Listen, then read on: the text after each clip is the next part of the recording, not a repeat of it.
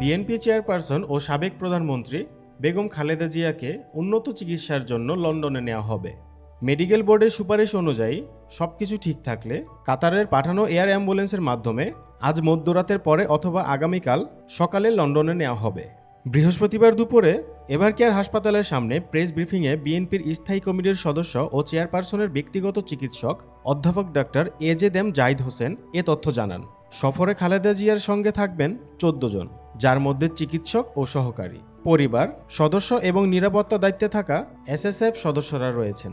দীর্ঘদিন ধরে arthritis, diabetes, kidney, ফুসফুস ও চোখের সমস্যায় ভুগছেন খালেদা জিয়া। গত 7 জানুয়ারি উন্নত চিকিৎসার জন্য লন্ডনে যাওয়া খালেদা জিয়া 117 দিন অবস্থান শেষে 6 মে দেশে ফেরেন। এবার পুনরায় উন্নত চিকিৎসার জন্য লন্ডন প্রেরণের সিদ্ধান্ত নেওয়া হয়েছে।